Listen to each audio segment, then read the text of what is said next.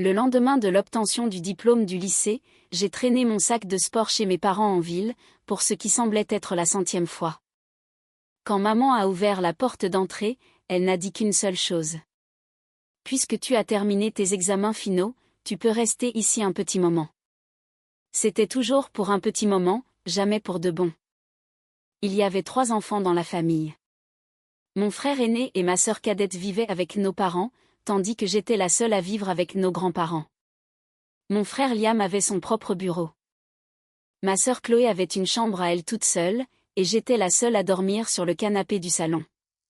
Ma brosse à dents était une brosse de courtoisie d'hôtel. Mes pantoufles étaient de fines pantoufles d'invité, et même ma serviette était une serviette de rechange. Je n'avais même pas de clé de maison. Maman avait l'habitude de dire, « Tu ne reviens pas souvent de toute façon. À quoi te servirait une clé ?» Mais cette fois, ils m'en ont finalement donné une. Liam a laissé tomber la clé en laiton dans ma paume et a souri, « Nous partons en vacances pour quelques jours, tu pourras donc te reposer correctement ici, à la maison. » Sur la table basse, 4 cartes d'embarquement pour Hawaï étaient alignées. Papa, maman, Liam et Chloé. Aucune pour moi. En regardant cette clé que j'avais attendue pendant 12 ans, j'ai soudain ri. Il s'avérait que ce n'était pas une invitation à la maison, mais un rappel qu'il était temps pour moi de partir. À quoi penses-tu ? Liam a agité une main devant mon visage. Garde cette clé en sécurité. Nous partons demain matin à la 1re heure. Si tu la perds, tu resteras dehors. Chloé est sortie de sa chambre, tenant une pile de robes d'été. Maman, devrais-je emporter celle-ci, la bleue ? Est-ce qu'elle ne me ternira pas sur les photos ? Maman s'est approchée. Non. Notre Chloé est magnifique en bleu. Emporte aussi cette robe blanche, elle sera superbe sur la plage. Mais le blanc se salit si facilement. Si elle se salit, maman la lavera pour toi. De quoi t'inquiètes-tu ? Elle l'a dit si naturellement, comme si les vêtements d'une fille qui se salissaient signifiaient qu'une mère était censée les laver. Mais, en serrant cette clé, je me suis soudainement souvenu d'il y a des années, quand les poignets de mon manteau d'hiver s'étaient couverts de boue. Terrifiée à l'idée d'être un fardeau pour grand-mère, je me suis accroupie près de l'évier de la ferme, la frottant moi-même pendant longtemps. L'eau de l'hiver était glaciale, et mes doigts sont devenus insensibles en quelques minutes. Je n'osais pas m'arrêter, car je devais le porter à l'école le lendemain. Plus tard, mes mains ont développé de graves engelures. La peau s'est fissurée, a guéri, puis s'est fissurée à nouveau. Même maintenant, de légères cicatrices subsistent sur le dos de mes mains. Papa regardait toujours des blogs de voyage sur son téléphone.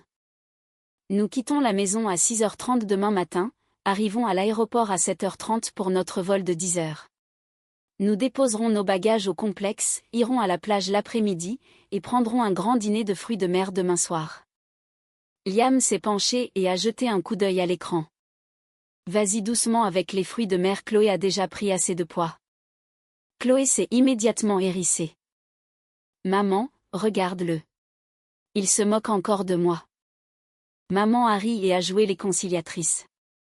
Nous n'aurons qu'à le laisser enfermer hors de la chambre d'hôtel quand nous arriverons.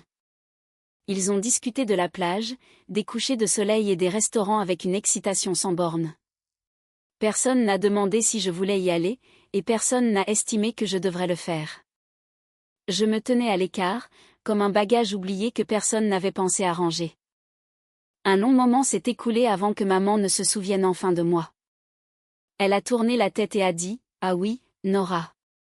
Qu'est-ce que tu veux manger ces prochains jours ? Il y a des restes dans le frigo et des pizzas surgelées. Si tu as trop la flemme de cuisiner, commande juste avec DoorDash. » J'ai dit, n'importe quoi ferait l'affaire. Elle a expiré, comme soulagée. C'est bien. Tu as grandi à la campagne avec tes grands-parents, alors tu dois savoir prendre soin de toi. J'ai hoché la tête. Oui, je suis très bonne pour prendre soin de moi. Quand j'étais petite fille et que j'avais de la fièvre, je savais comment passer une débarbouillette sous l'eau froide et la poser sur mon propre front. Quand il pleuvait et que personne ne venait me chercher, je savais comment tenir mon sac à dos au-dessus de ma tête et courir jusqu'à la maison. L'année où l'arthrite de grand-mère s'est aggravée, j'ai appris à cuisiner des flocons d'avoine, à faire fonctionner la machine à laver et à payer la facture d'électricité en ligne. J'avais toujours été très bonne pour prendre soin de moi. Donc, ils étaient soulagés. Assez soulagés pour oublier que j'étais juste une fille qui venait de terminer le lycée, âgée d'à peine 18 ans. Papa a vérifié l'heure. Il se fait tard. Nora, va prendre une douche. Maman va te chercher un pyjama dans une minute. Pas besoin. J'ai apporté les miens. Mes bagages étaient toujours dans l'entrée. C'était un vieux sac de sport en toile. La fermeture éclair s'était cassée une fois, et grand-mère l'avait méticuleusement recousu avec un gros fil noir. J'ai pris mes vêtements de rechange et je suis entrée dans la salle de bain. 4 serviettes étaient accrochées au mur. La grise était celle de papa, la beige celle de maman, la bleu marine celle de Liam, et la rose celle de Chloé. Il n'y en avait aucune pour moi. J'ai regardé ces 4 serviettes pendant un long moment, puis je me suis retournée et j'ai saisi la poignée de la porte de la salle de bain, avec l'intention d'aller demander à maman laquelle je pouvais utiliser, mais des voix chuchotantes sont venues du salon. Chloé, sois juste raisonnable. Elle ne reste que quelques jours. Une fois que nous serons rentrés du voyage, nous la mettrons dans un train pour la renvoyer chez tes grands-parents. Ma main semblait collée à la poignée de la porte. Les voix ont continué. Chloé semblait étouffée et agacée, je ne veux juste pas partager un espace avec elle. Elle sent la terre et toutes ses affaires ont l'air de venir d'une friperie. Maman a baissé la voix pour la cajoler. C'est juste pour une nuit. Nous partons demain de toute façon. Alors, pourquoi ne peut-elle pas dormir simplement dans le salon? La voix de Liam a retenti. Je te le dis tout de suite, elle ne peut pas dormir dans ma chambre non plus.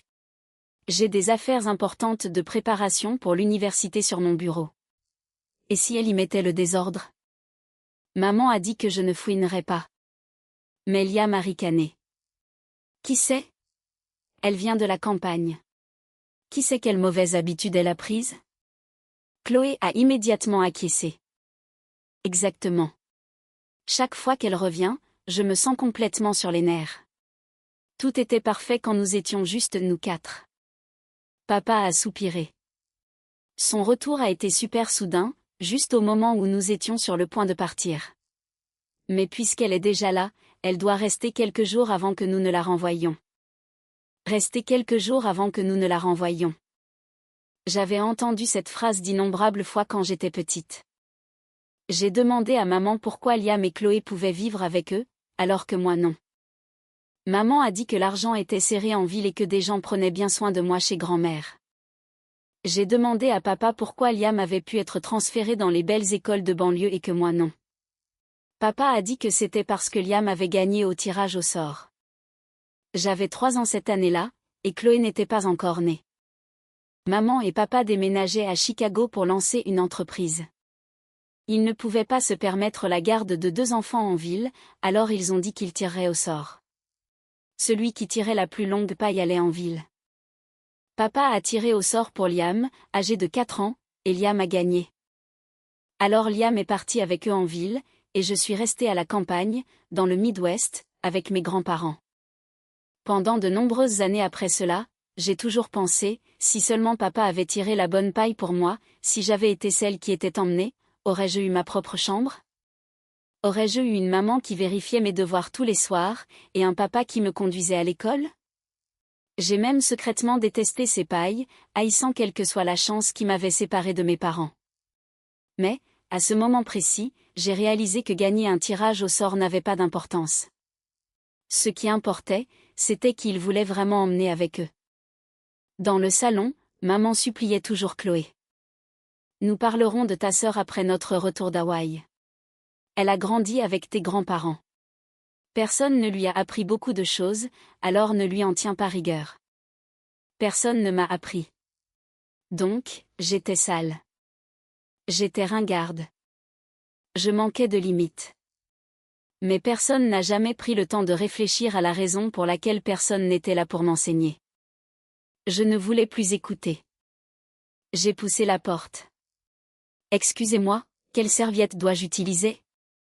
En un instant, l'expression de chacun s'est figée, comme s'il venait d'être pris à cacher un terrible secret. Maman s'est remise la première, se levant en panique. Nora, je l'ai coupé. Quelle serviette dois-je utiliser? Maman a pâli. Papa a froncé les sourcils. Nora, ne complique pas les choses. D'accord, alors quelle serviette dois-je utiliser? Liam a claqué la langue d'agacement. Chloé a baissé les yeux sur sa robe. Maman m'a fixée. Elle a soudain soupiré et s'est dirigée vers la salle de bain. Je vais t'en trouver une nouvelle. Nous en avons des non ouvertes dans le placard à linge. Des brosses à dents jetables, des pantoufles jetables, des serviettes non ouvertes. Les choses laissées pour moi dans cette maison étaient toujours neuves et scellées, car ma présence était toujours temporaire. Maman a tiré une serviette blanche immaculée de l'armoire et me l'a tendue. Son visage montrait une trace d'épuisement, comme si mon comportement était complètement déraisonnable. Nora, maman ne le pensait vraiment pas comme ça. Nous étions juste inquiets que tu ne sois pas à l'aise ici. J'ai baissé les yeux, faisant semblant de ne pas remarquer son ton, et j'ai dit, je sais. J'ai pris la serviette et je suis retournée dans la salle de bain. Tandis que l'eau chaude coulait, j'ai regardé ma propre paume. Il y a quelques instants, il y avait une clé ici, une clé que j'avais espérée pendant 12 ans. Mais il y a des portes que, même si tu peux les déverrouiller, tu ne peux jamais vraiment traverser. Quand je suis sortie de la douche, maman voulait toujours que je dorme dans la chambre de Chloé. Mais Chloé est restée assise sur son lit et a refusé de dire un mot. Maman l'a regardée un instant, puis a posé une fine couverture polaire sur le canapé du salon pour moi. Ne baisse pas trop la climatisation ce soir. Tu vas attraper froid. Nous partons tôt demain, donc nous ne te réveillerons pas, dors bien. J'ai hoché la tête. Elle s'est souvenue d'autre chose et a montré la table basse. Garde la clé de la maison en sécurité puisque nous sommes partis. Rentre tous les colis Amazon. Arrose les plantes du balcon tous les 2 jours, et sors la poubelle régulièrement pour qu'elles ne sentent pas avec la chaleur estivale. Papa a levé les yeux. Si l'entretien passe pour vérifier les tuyaux, n'ouvre pas la porte. Appelle-nous d'abord. Liam a dit, j'ai fermé la porte de ma chambre à clé. N'essaie pas d'y entrer.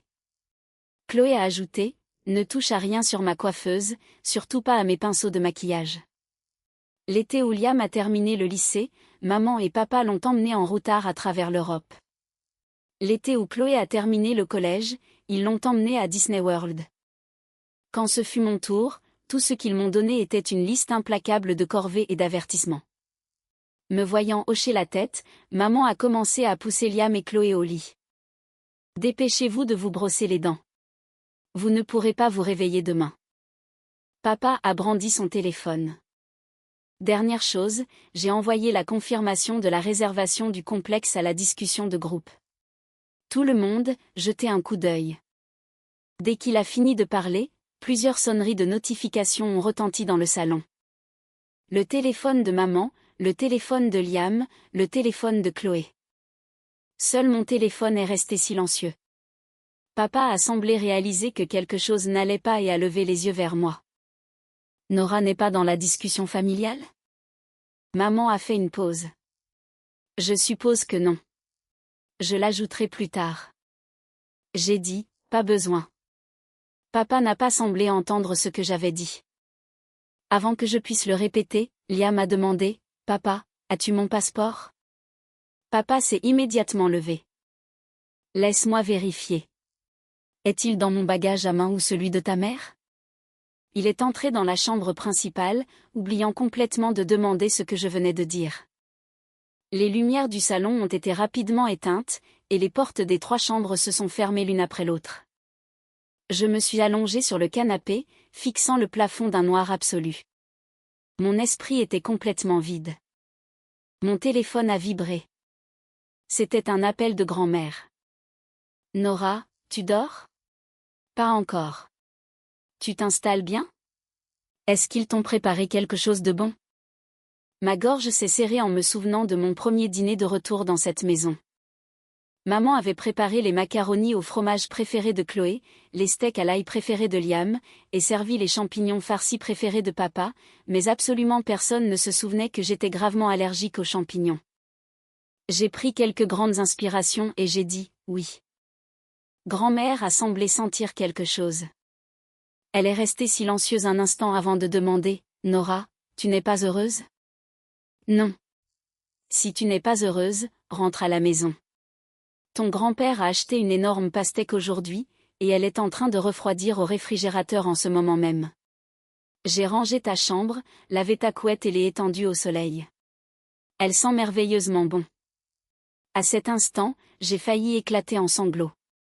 Maman et papa n'avaient pas de chambre pour moi ici, mais grand-père et grand-mère en avaient une. Ce n'était pas une couverture temporaire sur un canapé, et ce n'était pas un coin que ma sœur avait cédé de force. C'était ma chambre. Elle avait mon lit, mon bureau en bois, et les murs étaient recouverts de chaque certificat d'honneur que j'avais jamais obtenu. La voix forte de grand-père a résonné en arrière-plan. Dis à la petite que quand elle veut revenir, je conduirai le camion à la gare pour la chercher. J'ai mordu mes lèvres si fort que cela faisait mal, juste pour empêcher un sanglot de s'échapper. Grand-mère a repris la parole. Nora, si quelque chose te dérange là-bas, dis-le. De toute ta vie, il n'y a aucune raison que tu aies peur de dire ce que tu penses, chez toi. Après avoir raccroché, l'écran de mon téléphone est devenu noir, et le salon est retourné dans l'ombre. 3 minces filets de lumière, accompagnés du son de rire, s'échappaient de dessous les portes des 3 chambres. Grand-mère avait raison. Chez soi, on ne devrait pas avoir peur de dire ce que l'on pense. Le problème, c'est que ce n'était pas ma maison. J'ai essuyé les larmes de mon visage, j'ai ouvert l'application Amtrak et j'ai consulté les horaires. Il y avait un train de 8 heures du matin, qui partait pour la ville de mes grands-parents le matin. J'ai tapé mes informations et j'ai cliqué sur Acheter. Quand la confirmation de paiement est apparue, j'ai poussé un long et lourd soupir. De cette maison à la ferme de mes grands-parents, il y avait 750 miles.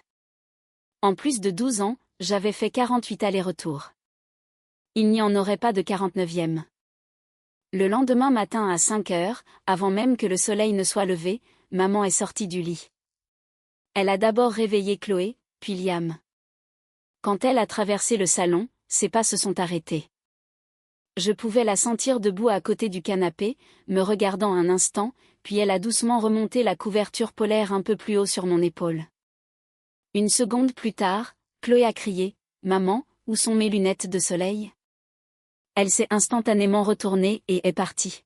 « J'arrive. J'arrive. Elles sont dans ton sac fourre-tout. » J'ai ouvert les yeux et j'ai regardé son dos disparaître vers le couloir. Papa mettait ses chaussures près de la porte. Liam tenait un appareil photo, filmant Chloé qui se plaignait de l'heure matinale. Je me suis assise. Maman a vu que j'étais réveillée et a fait une pause. Nous t'avons réveillée? J'ai secoué la tête. Parfait timing. Maman a dit, Nora, prends une photo pour nous. Chloé a fourré l'appareil photo dans mes mains. Personne n'a pensé qu'il y avait quoi que ce soit de mal à cette demande. Tous les 4 se tenaient près de la porte d'entrée. Papa avait une main sur sa valise à roulettes. Chloé a lié les bras avec maman, et Liam se tenait à l'arrière, faisant des oreilles de lapin à Chloé. J'ai appuyé sur le déclencheur.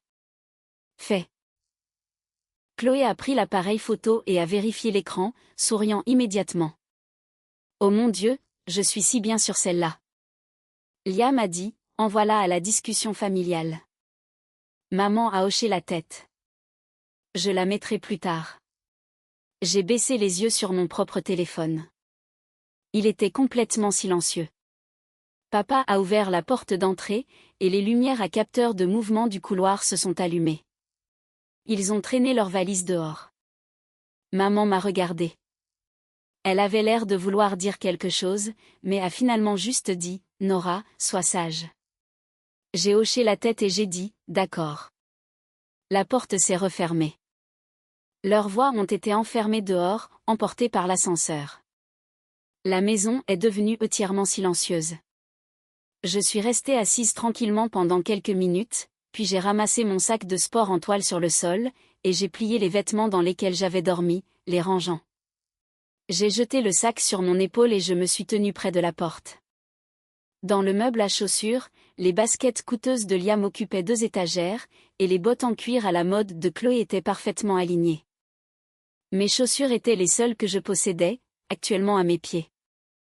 Je les avais portées ici, et je les porterai en partant. J'ai ouvert la porte d'entrée. La serrure a cliqué, produisant exactement le son que cela ferait si quelqu'un tournait une clé. Pourtant, pendant toutes ces années, je n'avais jamais utilisé de clé pour ouvrir cette porte. J'ai placé cette clé en laiton sur le dessus du meuble à chaussures, j'ai fermé la porte et je suis descendue. Quand je suis montée dans mon Uber, mon téléphone a sonné. C'était maman, j'ai répondu. Le bruit de fond était fort, annonce d'aéroport et rire de Chloé. Nora, je viens de vérifier la caméra Ring et je ne t'ai pas vue dans la maison. Tu es sortie? Tu as pris la clé? Non, tu es sortie sans la clé. Va-t-on devoir appeler un serrurier pour toi? Tu n'as pas besoin de serrurier, je l'ai calmement coupé. Je ne reviens pas. L'autre bout du fil est devenu silencieux. Maman a semblé incapable de le comprendre. Que veux-tu dire, tu ne reviens pas? J'ai dit, je rentre à la maison. La voix de maman a complètement changé. Quelle maison? Tu es déjà à la maison. Je n'ai rien dit. À travers le récepteur, j'ai entendu Chloé demander à maman ce qui n'allait pas, et la voix de Liam est arrivée. Qu'est-ce que Nora fait maintenant? Papa a pris le téléphone, sa voix prenant un registre sévère. Nora, arrête de faire une crise. Nous sommes déjà à l'aéroport. Reste à la maison et comporte-toi bien. Quoi que ce soit qui te dérange, nous en parlerons quand nous reviendrons. J'ai regardé par la fenêtre de la voiture, les rues de la ville s'éloignant rapidement. Je me suis soudainement souvenu du moment où mes examens finaux du lycée s'étaient terminés. Grand-mère m'attendait devant les portes de l'école. Elle était petite, son visage principalement caché par l'énorme foule de parents, mais je l'ai repérée instantanément, car elle était la seule à m'attendre. Depuis que j'étais petite fille, les seules personnes qui m'avaient jamais attendue étaient elle et grand-père. J'ai expiré. Je ne fais pas de crise. Cet endroit n'est tout simplement pas ma maison. Maman, papa, bon voyage. J'ai raccroché, j'ai ouvert mes contacts et je les ai bloqués un par un. Supprimés. Cette fois, je n'étais pas renvoyée. Je rentrais à la maison. Au moment où le train est finalement arrivé à la gare, le ciel était d'un noir d'encre. J'ai porté mon vieux sac de sport en toile et j'ai suivi la foule vers la sortie. La gare était chaotique, annonce au haut-parleur, le claquement des roues des bagages, des gens criant pour leur famille. Mais j'ai repéré mes grands-parents immédiatement. Grand-père se tenait au bord de la foule, portant sa chemise en flanelle délavée, tendant le cou pour regarder vers la sortie. Grand-mère se tenait juste à côté de lui. Elle était petite, à moitié cachée par les gens qui la dépassaient en se dépêchant. Elle serrait un léger cardigan dans ses mains.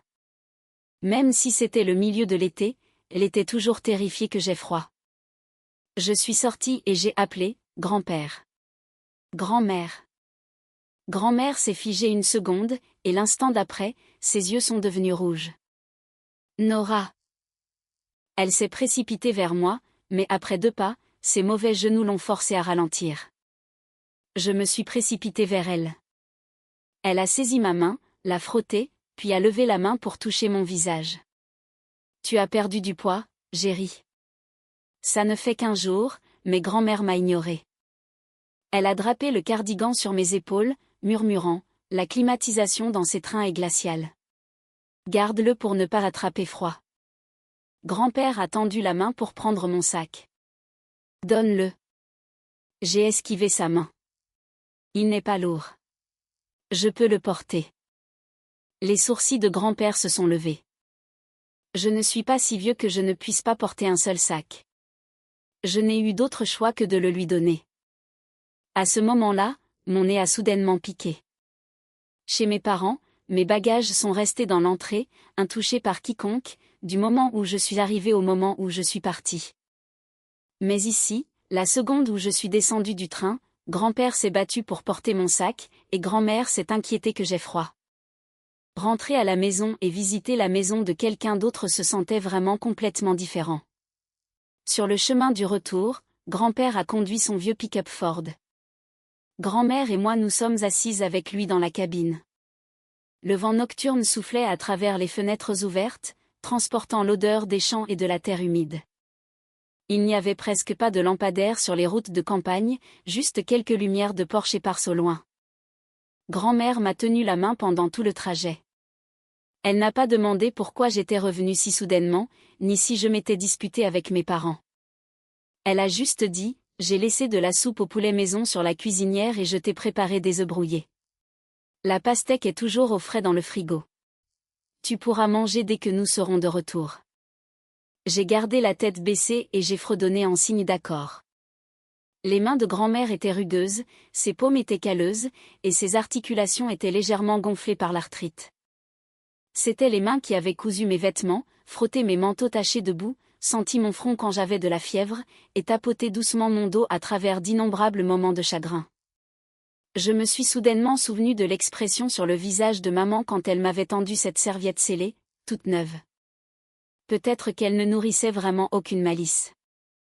Elle y était juste habituée à me traiter comme une invitée, habituée à me donner les choses de rechange, temporaires, jetables. Mais grand-mère était différente. Rien de ce qu'elle me donnait n'était jamais de rechange. La lumière du porche était allumée à la ferme, avant même que nous n'entrions dans l'allée. Je pouvais voir la lumière allumée à la fenêtre de ma chambre. Grand-mère a dit, j'ai nettoyé ta chambre ce matin. J'ai laissé ta couette prendre l'air au soleil toute la journée. Elle sent merveilleusement bon. J'ai poussé la porte d'entrée. Le vieux chêne était toujours dans la cour, et la balançoire du porche était exactement à sa place habituelle. La maison sentait la nourriture chaude. Ma chambre n'était pas immense, mais elle était impeccable. Les draps de lit étaient de ma teinte préférée de bleu clair. La couette était soigneusement pliée, et mon vieil ours en peluche tout abîmé était posé juste sur l'oreiller. Debout dans l'embrasure de la porte, j'ai soudainement trouvé difficile d'entrer. Grand-mère a porté la soupe. À quoi penses-tu? Mange d'abord. Je me suis assise au bureau. La soupe était à la température parfaite, et les œufs brouillés ne contenaient absolument aucun oignon. Grand-mère savait que je détestais les oignons. Elle savait que j'étais gravement allergique aux champignons. Elle savait que je détestais dormir avec des lumières vives. Elle savait que mes poignets me faisaient mal après avoir écrit trop longtemps. Et elle savait que chaque fois que j'étais triste, j'aimais garder la tête baissée et rester parfaitement silencieuse. Personne n'avait à lui dire ces choses. Elle gardait simplement ses yeux sur moi. Alors elle se souvenait. Pendant que je mangeais, des larmes ont soudainement coulé de mes yeux et sont tombées directement dans mon bol. Grand-mère a instantanément paniqué. Qu'est-ce qui ne va pas? Tu t'es brûlé la langue? J'ai secoué la tête. Grand-père a posé sa clé à molette sur le comptoir, sa voix devenant sombre. Tes parents t'ont-ils maltraité là-bas? J'ai secoué la tête à nouveau, mais les larmes tombaient plus vite. Grand-mère s'est assise à côté de moi et m'a serré dans ses bras. Vas-y, pleure. Elle m'a doucement tapoté le dos. Tu es à la maison maintenant. Si tu veux pleurer, pleure. En entendant les mots, tu es à la maison, la digue a finalement cédé. J'ai enfoui mon visage dans l'épaule de grand-mère et j'ai pleuré comme une petite enfant. J'ai pleuré pour la carte d'embarquement manquante, pour la clé arrivée avec 12 ans de retard, et pour le canapé du salon. J'ai pleuré pour ces 4 serviettes dans la salle de bain qui ne m'appartenaient pas. Et j'ai pleuré pour moi-même, pour la petite fille qui avait passé les 15 dernières années à essayer si désespérément d'être bien élevée. À essayer de ne pas être un fardeau, à essayer de ne déplaire à personne. Elle avait attendu si longtemps, et elle ne voulait finalement plus attendre. Le lendemain matin, maman et papa sont arrivés, et ils ne sont pas venus seuls. Liam et Chloé étaient avec eux. Quand leur SUV s'est garé sur le chemin de terre, j'étais sur le porche, aidant grand-mère à écosser des haricots verts. En entendant le moteur, grand-père est sorti de la maison, son visage s'assombrissant instantanément. maman a été la première à sortir de la voiture. Ses yeux étaient rouges et gonflés. Elle avait l'air de n'avoir pas dormi de la nuit. Papa suivait de près, portant plusieurs sacs de courses remplis de cadeaux. Liam portait une casquette de baseball, l'air profondément mal à l'aise. Chloé serrait son téléphone, fronçant les sourcils comme si elle ne s'était toujours pas remise de l'outrage de ses vacances à Hawaï annulées. Me voyant, les lèvres de maman ont tremblé. Nora. J'ai gardé la tête baissée, laissant tomber un haricot cassé dans le bol. Pourquoi êtes-vous ici? Les yeux de maman se sont de nouveau embués de larmes. Tu es partie toute seule. Comment ne pas venir? Papa a ajouté, nous avons essayé de t'appeler toute la journée d'hier et n'avons pas pu te joindre. Ta maman était morte d'inquiétude. Je n'ai rien dit. Grand-mère s'est tenue à côté de moi, sa voix glaciale. C'est bien que vous vous soyez inquiétée. Maman a pâli. Grand-mère parlait rarement comme ça. Elle était habituellement la femme la plus douce du comté. Si un voisin prenait des légumes supplémentaires dans son jardin, elle se contentait de sourire. Mais aujourd'hui, elle ne souriait pas. Papa a posé les sacs maladroitement. Maman. Papa, nous sommes venus ici pour avoir une discussion sérieuse avec Nora.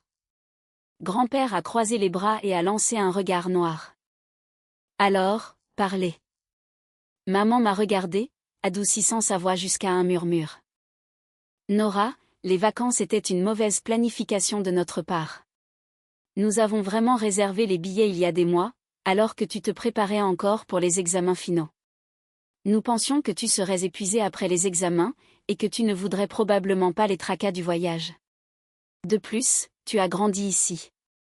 Nous pensions que tu préférerais de toute façon revenir à la campagne. J'ai écouté tranquillement. Elle semblait sincère, et sa logique n'était pas entièrement fausse. Ce n'était pas qu'ils ne m'aimaient pas. C'est juste que, chaque fois qu'ils prenaient une décision, leur habitude par défaut était de m'exclure. Ils considéraient que Liam avait besoin de se détendre après ses préparations universitaires, et ils considéraient quelle robe Chloé devrait emporter pour les photos.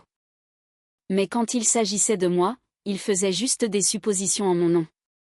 Elle ne voudra probablement pas y aller. Elle sait prendre soin d'elle-même. Ça ne la dérangera pas. Tandis que maman parlait, des larmes coulaient sur ses joues. Et à propos de ce que tu as entendu hier soir. Tu es en colère contre nous, n'est-ce pas? Je n'ai pas répondu, mais elle le savait déjà. Chloé est jeune. Elle parle sans réfléchir. Ton frère ne le pensait pas comme ça non plus. Chloé a finalement levé les yeux, marmonnant défensivement, je n'ai même rien dit de mal. J'ai juste dit que ses vêtements avaient l'air d'occasion. Est-ce que je mentais?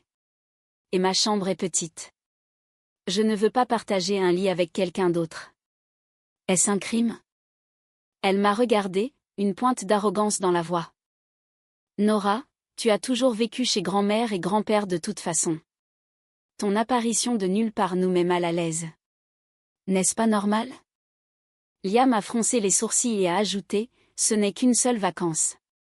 Tu exagères énormément. Ce n'est pas comme si nous avions délibérément essayé de te laisser derrière. De plus, maman et papa ne t'ont-ils pas donné une clé? Pourquoi es-tu juste parti en courant? Je les regardais. Donc, à leurs yeux, une seule clé suffisait. Assez pour compenser 12 ans d'attente devant les portes, assez pour compenser le fait de ne pas avoir de chambre, assez pour compenser 4 billets d'avion, et assez pour compenser chaque jour où je me suis sentie comme une intruse dans cette maison. J'ai soudainement réalisé qu'il était inutile d'expliquer, car il ne l'avait jamais vécu. Liam a grandi avec un bureau privé. Chloé a grandi avec sa propre chambre. Ils n'avaient aucune idée de ce que cela faisait de se tenir devant la porte d'entrée de leurs propres parents, attendant que quelqu'un les laisse entrer. Et ils n'avaient aucune idée à quel point c'était déchirant de fixer 4 serviettes dans une salle de bain, sachant qu'aucune d'entre elles n'était la vôtre. Avant que je puisse dire un mot, grand-père a claqué sa lourde main sur la table de patio. Bien sûr, vous pensez que ce n'est rien. Sa voix n'était pas un cri, mais le poids même de celle-ci a fait que tout le monde s'est figé dans le silence. Parce que ce n'était pas vous qui étiez laissé pour compte. Le visage de Liam s'est raidi. Grand-père l'a fusillé du regard. Tu avais des parents qui te conduisaient à l'école. Tu avais ta propre chambre. Tu avais un bureau, et tu avais une clé. Chloé avait une mère qui lavait ses vêtements, lui achetait des robes et l'emmenait dans des parcs d'attractions. Il a pointé un doigt tremblant vers eux. Mais qu'est-ce que Nora avait? Chloé a marmonné, elle vous avait, vous. Grand-mère a laissé échapper un rire amer. Oui, elle nous avait, nous. Et parce qu'elle nous avait, vous vous êtes tous lavé les mains d'elle et avez dormi paisiblement la nuit. Maman a couvert sa bouche, sanglotant ouvertement maintenant. Grand-mère l'a regardée, ses propres yeux rouges flamboyants. Quand elle est venue à nous à l'âge de 3 ans, elle se réveillait au milieu de la nuit en hurlant pour sa mère. Elle a pleuré jusqu'à ce que sa gorge saigne. Elle a eu des fièvres, et hurlait toujours juste pour sa maman. Plus tard, elle a cessé de pleurer. Et vous avez dit à tout le monde à quel point elle était mature et bien élevée. Elle n'était pas mature. Elle avait juste compris que, peu importe la force avec laquelle elle criait, personne ne viendrait. Papa a baissé la tête. Grand-père a insisté, sa voix se brisant. Vous nous avez dit que l'argent était serré, que vous ne pouviez pas élever 2 enfants à Chicago. Très bien. Mais plus tard, quand l'entreprise a décollé, pourquoi n'avez-vous jamais mentionné de la ramener? Vous avez dit que la scolarité de Liam nécessitait une supervision, et que Chloé était trop jeune et avait besoin de soins. Eh bien, et Nora? N'avait-elle pas besoin de soins? Quand elle était malade, qui l'a conduite à la clinique? Qui s'est assis sur les chaises pliantes à ses réunions parents-professeurs? Quand elle a fait le tableau d'honneur, qui a encadré ses certificats? Quand ses mains se sont fissurées et ont saigné à cause du froid hivernal, qui a frotté la pommade dessus? Grand-père a essuyé ses yeux. Nous ne nions pas que vous ayez envoyé de l'argent. Vous n'êtes pas de mauvais parents, mais un enfant n'est pas une plante d'intérieur. On ne peut pas juste jeter de l'eau tous les quelques mois et s'attendre à ce qu'il grandisse. Vous ne pouvez pas être entièrement absent, et ensuite avoir le culot de lui reprocher de ne pas se sentir proche de vous. Maman s'est complètement effondrée, pleurant à voix haute. Elle m'a regardée, s'étouffant avec ces mots. Nora, je suis tellement désolée. Les yeux de papa étaient injectés de sang. Sa voix était entièrement vaincue. Ta maman et moi, nous t'avons négligé. C'était la première fois qu'ils utilisaient le mot « négligé ». J'avais l'habitude de penser qu'entendre cela enfin, ce serait un triomphe, mais ce ne fut pas le cas. J'ai juste ressenti un calme écrasant. C'était comme une pluie torrentielle tombant enfin sur un champ, après une décennie de sécheresse. Les graines dans la terre étaient déjà mortes. J'ai dit, je sais que vous n'êtes pas entièrement dépourvu d'amour pour moi. Maman a relevé la tête pour me regarder, j'ai continué. Mais votre amour était trop peu, et il est arrivé bien trop tard. J'avais l'habitude de le vouloir très fort. Maintenant, je n'en ai plus besoin. Des larmes coulaient sur le visage de maman. Papa est resté figé, ses lèvres bougeant comme pour parler, mais aucun son n'est sorti. Chloé a fixé la terre, complètement silencieuse. Liam a détourné le regard. Peut-être qu'à ce moment précis, ils ont finalement réalisé de quoi il s'agissait vraiment. Il ne s'agissait pas d'un voyage à Hawaï, et il ne s'agissait pas d'une clé en laiton. Il s'agissait d'années et d'innombrables moments où j'étais toujours placé en dernier. Maman a demandé à travers ses larmes, « Rentreras-tu un jour à la maison ?» Je l'ai regardé dans les yeux et j'ai dit doucement, « Je suis déjà à la maison. » Maman s'est figée. J'ai ajouté, « Si j'ai du temps libre à l'avenir, je viendrai vous rendre visite. » Après que j'ai dit cela, la cour est restée silencieuse pendant longtemps. Le vent bruissait à travers le chêne. Maman a baissé la tête, ses épaules tremblant violemment avec ses sanglots. Je ne me suis pas approché pour la serrer dans mes bras, et je n'ai rien dit de plus cruel. Je ne les détestais pas. Porteur de la haine est épuisant, mais je ne voulais pas désespérément leur pardonner non plus. Le pardon exigeait une énergie que je ne voulais pas dépenser. Je ne voulais juste plus que mon monde tourne autour de la mendicité de leur amour. J'avais grand-père et grand-mère, et c'était suffisant. Maman et papa ne sont pas restés dîner ce jour-là. Juste avant qu'ils ne remontent dans la voiture, maman a sorti une carte de débit de son sac à main et l'a posée sur la table de patio. C'est pour tes frais de scolarité et tes dépenses de subsistance à l'université. J'ai voulu la rendre, mais papa a parlé le premier. Nora, c'est ce que nous te devons. Sa voix manquait de toute son autorité habituelle de père de banlieue. Nous t'avons manqué à bien des égards. S'il te plaît, ne refuse pas cela. Grand-mère m'a regardé, me laissant faire mon propre choix. Je suis restée silencieuse un instant, puis j'ai mis la carte dans ma poche. Non pas parce que j'avais désespérément besoin de l'argent, grand-père et grand-mère avaient économisé pour mes frais de scolarité pendant des années dans un bocal, et j'avais pleinement l'intention de trouver un emploi d'été. Mais papa avait raison. C'était leur obligation. Je pouvais cesser d'attendre leur amour émotionnel, mais il n'y avait aucune raison que je les excuse de leur responsabilité financière en tant que parents. Me voyant prendre la carte, un éclair de soulagement a traversé les yeux de maman. Elle a sorti son iPhone. Nora, laisse-moi t'ajouter à la discussion de groupe familial e-message. Je l'ai regardée. Elle a paniqué un peu, expliquant immédiatement, nous ne t'avons pas délibérément exclu avant. C'est juste. C'est juste que nous n'y avons pas pensé. À la fin de sa phrase, même elle ne pouvait plus supporter le son de sa propre excuse. Nous n'y avons pas pensé. Ces 4 mots faisaient infiniment plus mal que de le faire exprès. Le faire exprès signifiait que j'avais au moins traversé leur esprit.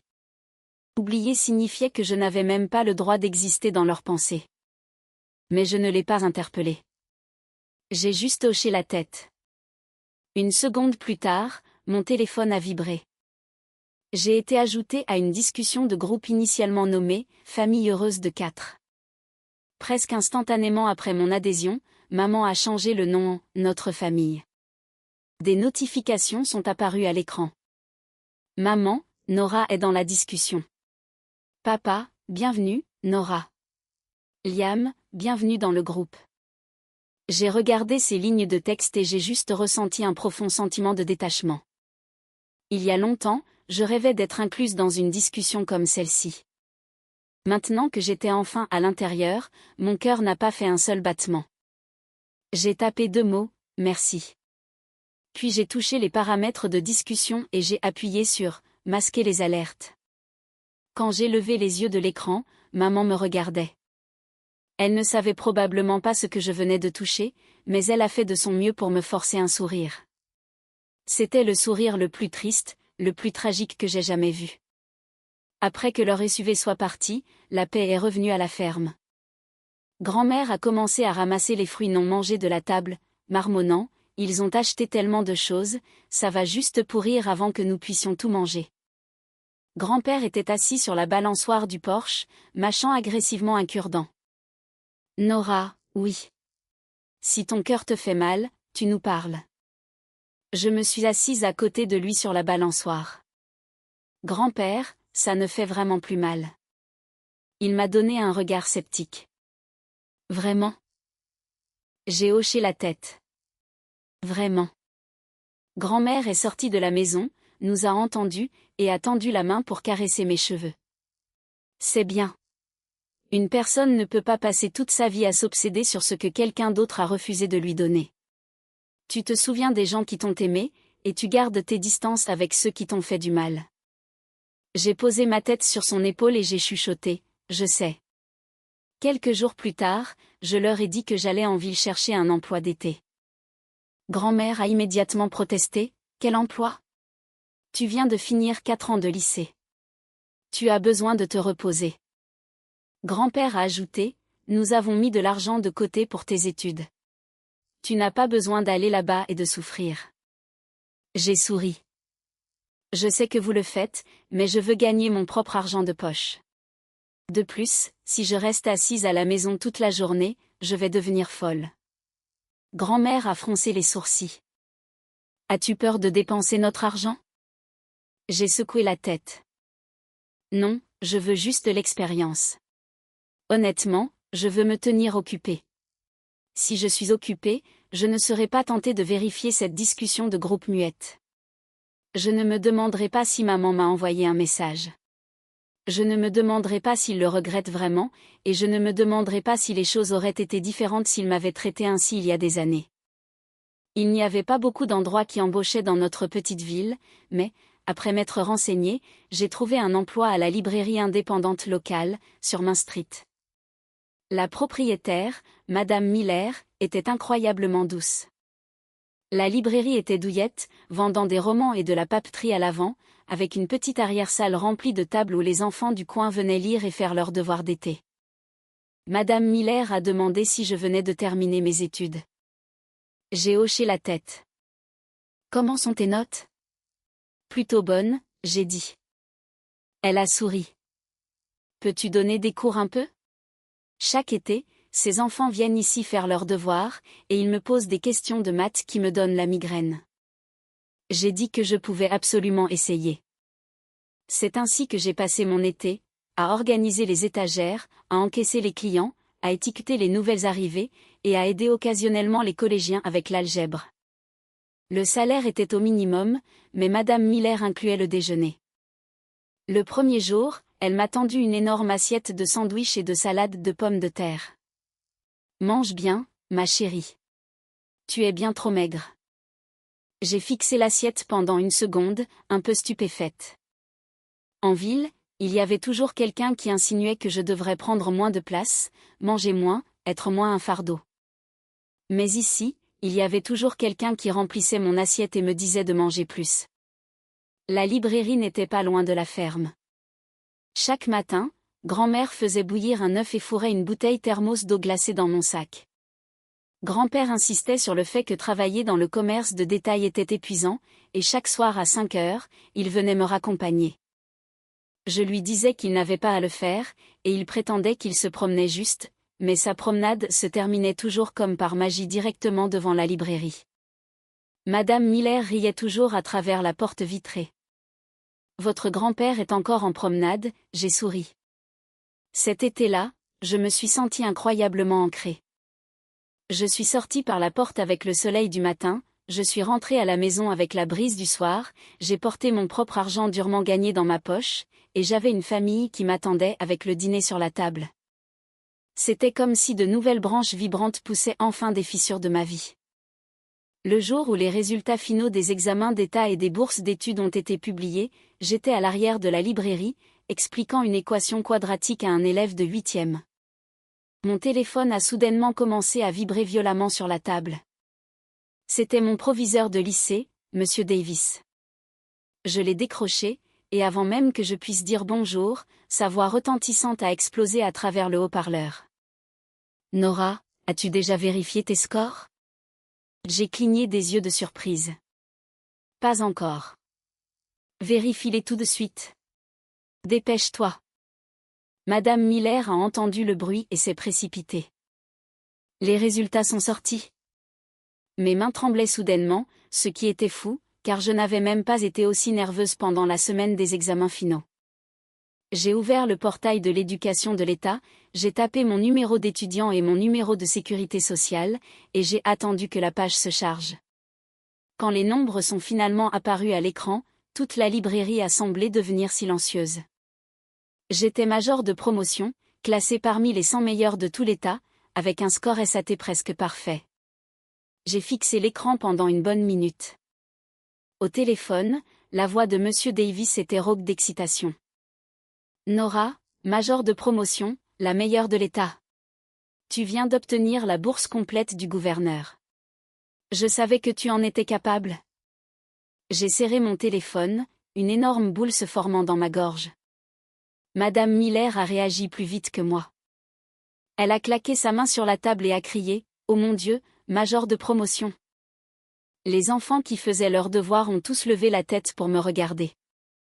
Le garçon de 8e année, qui agonisait sur sa feuille de maths une minute plus tôt, m'a fixé avec de grands yeux. « Waouh, tu es un génie !» Je n'ai pas pu m'empêcher de rire. Je me suis bien débrouillée. Madame Miller a pratiquement sprinté par la porte d'entrée, criant au propriétaire de la quincaillerie d'à côté, « Et, Jim, ma fille ici est major de promotion. Numéro 1 de l'État. » En moins de 30 minutes, la moitié de Main Street était au courant. Des gens sont entrés pour acheter des stylos, juste pour me voir. Des parents ont traîné leurs enfants, me montrant du doigt, « Regardez-la. Étudiez bien, et vous pourrez être comme elle. J'étais tellement gênée. Je voulais me cacher derrière la caisse. Ce soir-là, le proviseur et un journaliste du journal du comté sont venus à la maison. Ils voulaient faire une courte interview, mettant en lumière la meilleure diplômée du district. Quand la caméra a été pointée sur moi, le journaliste a demandé, « Nora, qui voulez-vous remercier le plus pour votre incroyable succès ?» Je n'ai même pas hésité. Je veux remercier ma grand-mère et mon grand-père, qui se tiennent sur le côté. Mes grands-parents se sont complètement figés. Je les ai regardés. Grand-père portait toujours sa chemise en flanelle délavée, et les cheveux de grand-mère étaient argentés. Ses doigts étaient courbés par des années de travail acharné. J'ai regardé la caméra. Ce sont eux qui m'ont élevé. Ils ont cuisiné pour moi, m'ont conduite à l'école, et se sont assis à chaque réunion parents-professeurs. Après chaque examen que j'ai jamais passé, ils m'ont toujours dit que j'ai eu un A ou un F, je pouvais toujours rentrer à la maison. J'ai pris une grande inspiration. La seule raison pour laquelle je suis arrivée là où je suis aujourd'hui, c'est parce que je savais que, quoi qu'il arrive, quelqu'un se tenait juste derrière moi. À la fin, ma voix s'est brisée.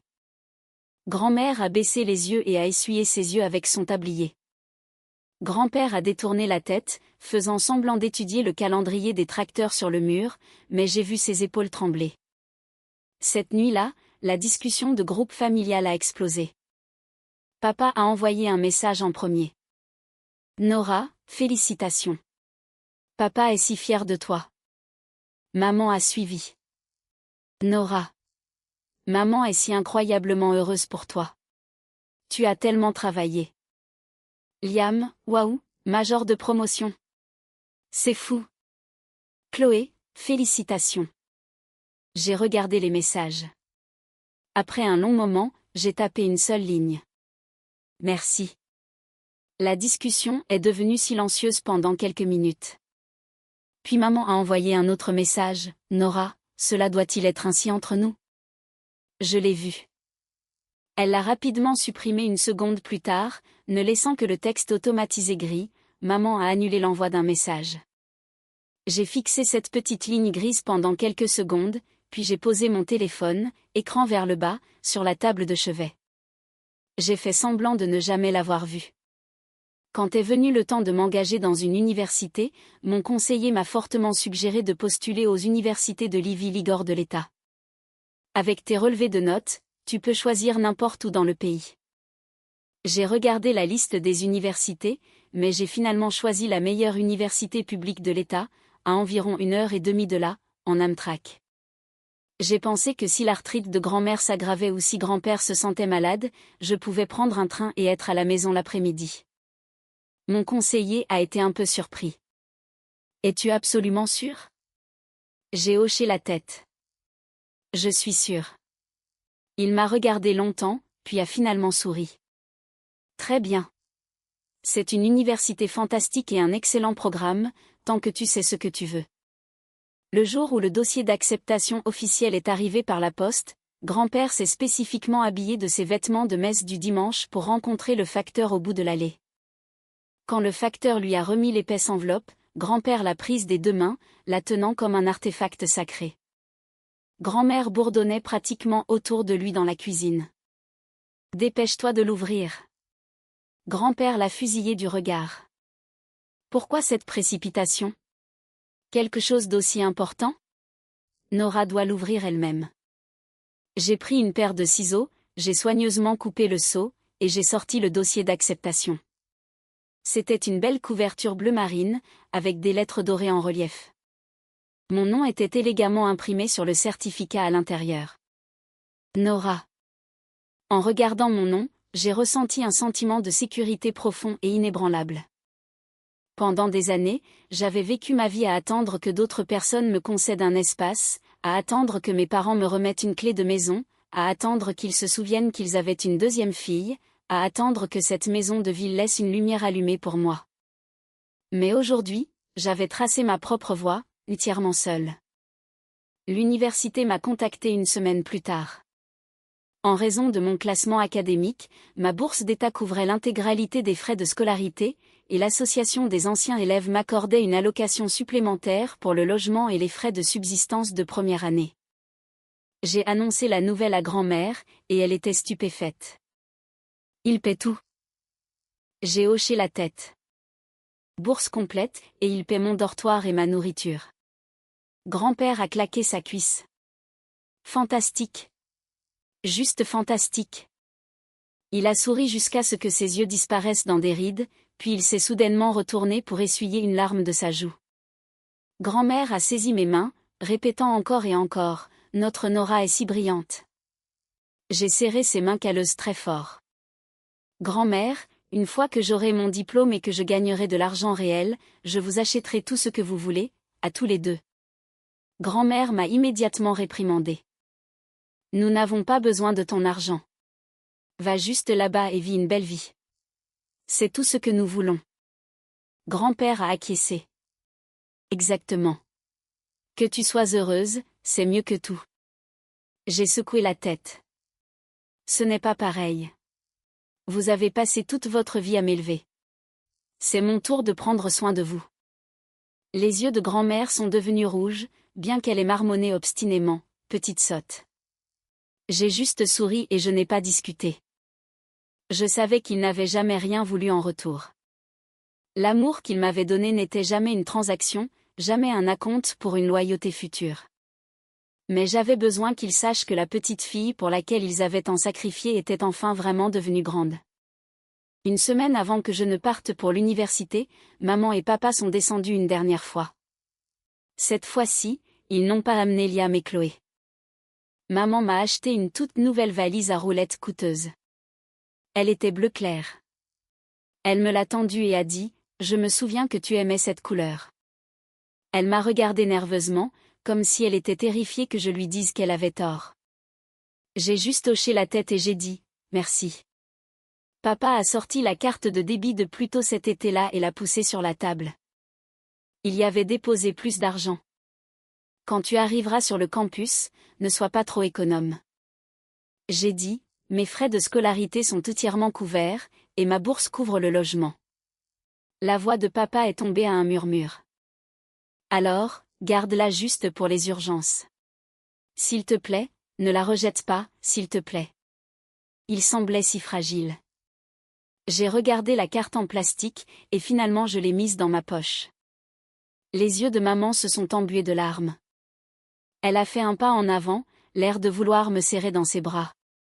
Elle a légèrement levé les bras, mais les a ensuite laissés retomber sur les côtés. Finalement, elle a juste dit, « Nora, quand tu arriveras à ton dortoir, envoie un message à maman, d'accord ?» J'ai dit, « D'accord. » En entendant ce seul mot, elle a poussé un énorme soupir, comme si un poids avait été soulevé de sa poitrine. Quand ils sont partis en voiture, maman s'est retournée sur son siège pour me regarder plusieurs fois, avant que la voiture ne prenne l'autoroute principale. Je me suis tenue près de la boîte aux lettres. Je n'ai pas couru après leur voiture, mais je ne me suis pas non plus retirée dans l'ombre. C'était comme si mes parents et moi avions enfin trouvé notre juste distance. Pas proches, mais assez éloignés pour ne plus pouvoir se blesser mutuellement.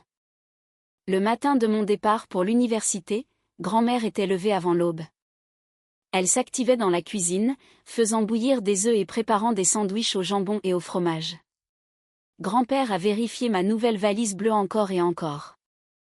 As-tu mis ta carte d'identité, tes documents d'acceptation, ta carte de débit, ton chargeur de téléphone? J'ai ri. Grand-père, c'est la 5e fois que tu demandes. Il a soufflé. Tu pars dans le monde réel. Il faut être prudent. Grand-mère a fourré un sac d'épicerie en plastique dans la poche latérale de mon sac à dos. Mange ça dans le train. J'ai jeté un coup d'œil à l'intérieur. Des sandwichs, des œufs durs, 2 pommes, et un sac Ziploc de raisins lavés. J'ai souri. Grand-mère, il y a un wagon-restaurant sur l'Amtrak. Elle a agité la main de manière désinvolte. Cette nourriture de train trop chère n'est rien comparée à la cuisine maison. Je n'ai pas discuté. J'ai juste fermé le sac. Avant de franchir la porte d'entrée, je suis retournée dans ma chambre une dernière fois. Le lit était parfaitement fait. La lampe était soigneusement posée sur le bureau. Les certificats d'honneur étaient toujours fièrement scotchés au mur. Sur le rebord de la fenêtre, grand-mère avait placé un petit bocal en verre rempli de fleurs sauvages qu'elle avait cueillies dans le jardin, jaunes et blanches. Très ordinaire, mais incroyablement beau. J'ai tenu la poignée de ma valise et je suis restée dans l'embrasure de la porte pendant longtemps. Cette chambre m'avait abritée pendant tant d'années. D'une petite fille de 3 ans abandonnée à une étudiante de première année de 18 ans, elle m'avait vu veiller tard pour étudier. Elle m'avait vu pleurer dans mon oreiller, et elle m'avait vu tenir ma lettre d'acceptation aux lettres dorées avec un sourire éclatant.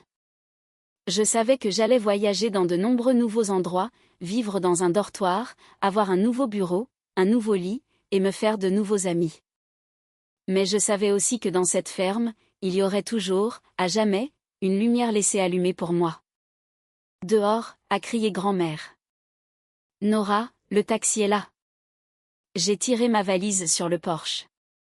Grand-père se tenait près de l'allée, tendant la main vers la poignée. Je l'ai retirée. Grand-père, je peux la faire rouler moi-même aujourd'hui.